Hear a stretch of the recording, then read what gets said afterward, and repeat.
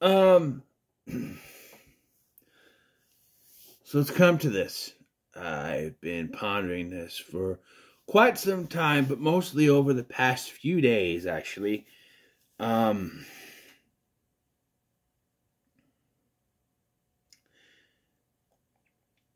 so about last year,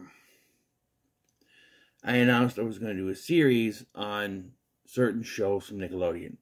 All that, Kenan and Kel, Drake and Josh, Amanda's Show, all those. And all those shows were produced by a certain person. I said I was going to do it, and I was going to leave him out of it. I was just going to talk about the show itself. Well, a little bit after, I could have had the first episode of that put out November, December, and then January. And then Quentin Reviews, put out his final part of his Sam and Cat saga. And towards the end, he read excerpts from Jeanette McCurdy's book. And those excerpts made me a little uncomfortable. And I didn't know whether or not I wanted to go forward with it. I was ready to, I could have sat there and talked about all that. But I didn't know if I wanted to go ahead with it. And now, the documentary series, which I would not be watching, that Quiet on the Set, well, it came out a few weeks before, a couple days to a week before, about the whole Drake Bell situation. Everyone knows about Brian Peck. If you don't, look it up if you want to know. I'm not going to go into it. But he's Tony from Hack the Movies would call a Cuties fan. And he's convicted for it. But yet still ended up working at Disney. I'm not going to go into that. But there's a lot of things that happened on the set of Nickelodeon shows. Not all Nickelodeon shows, just the ones produced by Dan Schneider. And to me, it seems like Sam and Cat was the peak of that. And afterwards, didn't really hear much. Like with Game Shakers or Henry Danger. I don't remember hearing anything about those shows specifically, but who knows? I mean, Schneider left halfway through the run of Henry Danger. He was fired.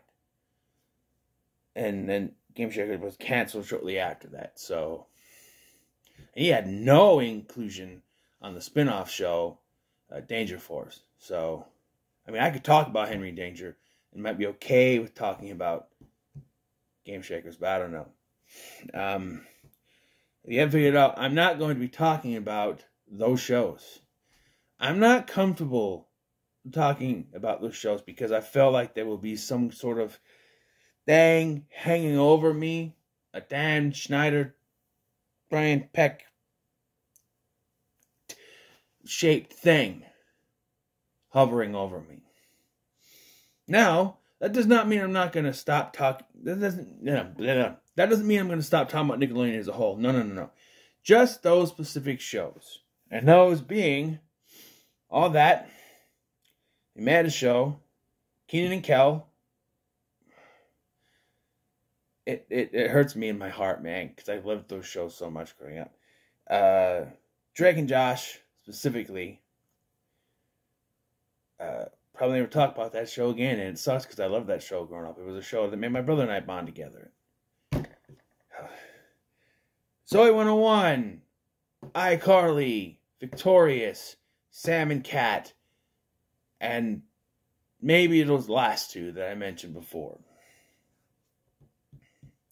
It sucks because I grew up on those. And another thing that sucks,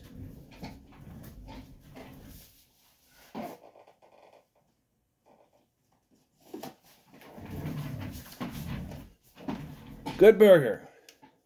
One of my favorite movies of all time. I can probably never watch again. And not just, to appease people, but like, he's in the movie. Dan Schneider is in the movie. I think Brian Peck is in the movie too. They're both in the movie. I know Schneider is. I don't know, but yeah. But it seems like, from what I've heard, the only stuff like this that has happened, if you want to watch a docuseries, read about what happened to Drake Bell, all that stuff. It seems like all that happened on Schneider's watch, on his shows, and not so much on the other ones. Michael Ray Bauer, you may know as Donkey Lips, from Salute Your Shorts, said it on the set of Salute Your Shorts. It was like a family thing. There was nothing like that happened. He did recount a story because he was in the movie called The Willies, directed by Brian Peck. So he put out a story. I'm not going to go into it here. You do not want to know more about that, go to his channel. It's Hey Bauer here on YouTube. And watch his video on it. Listen to the story. And, yeah, it was after listening to Mikey's story that I got very uncomfortable about these shows. So, those aforementioned shows will never be talked about on this channel again. And I know I've got reviews. I'm not going to take down reviews because those are unbiased reviews done before all of the stuff, mostly, of the stuff came out. Okay? Probably not be able to watch The Sweet Life of Zack and Cody either. Because Brian Peck was the... Well, according to people, they say he's the mirror. But to me, it sounds like Rip Taylor. Although it could just be an impersonation. I don't know. I mean, I'm not saying anything, but... I don't know. This is one of my favorite movies. I don't think I can ever watch it again. I really don't think I can. I have the Steelbook. He's not on any part of the Steelbook, thank God. But Good Burger 2, I know he's not in that. So I could watch that and give a review for that. But I don't know. It's going to be... Put this on. I've always ignored him anyway. But now, between learning what happened in Jeanette's book and then with the stuff with Drake Bell, I don't want to look at the guy. I don't want to look at him. I don't want to have anything to do with anything he's put his little fingers on. You know? I just don't. Certainly never going to watch The Willies. Gives me the willies. I just wanted to, come on here and let you know that I'm not done talking about Nickelodeon stuff. I did my whole birth month last year in 2023 was dedicated to Nickelodeon.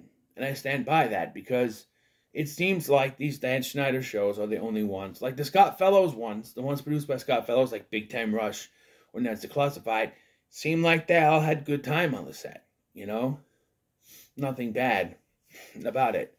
And yeah, I don't think there's a plethora of Nickelodeon shows that weren't done by Dan Schneider, but you can say he was a big part of it, and that's a chunk I can no longer talk about. And it sucks because I loved all that. I always go back and forth between all that and Kid Nickel. That's my favorite show because I love those shows. But now, I just don't know. I just don't know. And it's kind of picky because all the old stuff I can't watch, but the new stuff, the stuff from 2019, that I can. But it wasn't my generation. It wasn't what I grew up with. And I was trying to introduce my son to that stuff. And now I have to tell him we can't ever watch all that. Unless it's the new stuff, which we probably have a few episodes recorded. But I'll let him watch Henry Danger. I think that's more, especially the later episodes. I don't... If you're not familiar, there's stuff like... Especially if you compare the Dan Schneider shows with the other shows, there's a lot more dirty jokes in Schneider's shows than there is in the other ones. They're a lot more kid-friendly when you think you're trying to get away with dirty jokes,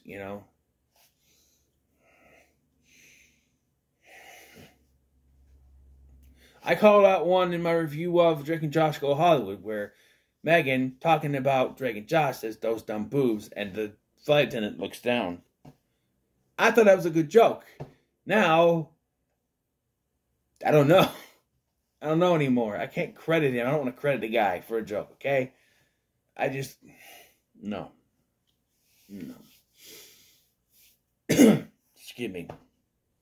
Yeah, I'm still going to cover Nickelodeon content on the channel. Just nothing produced by him. I'm not going to say his name anymore. Just nothing. Nothing produced by him. I just want to set it straight, okay? That's in regards to Nickelodeon content on the channel. Moving forward, nothing produced by Dan Schneider. Everything else is fair game for now, unless something else comes out, you know. But, yeah, and please, if you want to know more about the situation with Mikey, check out his channel. It's Hey Bauer. He has a whole story about what happened. That's what was the tipping point in this. I was like, no, I can't. No. You know. But, yeah, so thank you for watching this. And I guess I'll see you in the next one.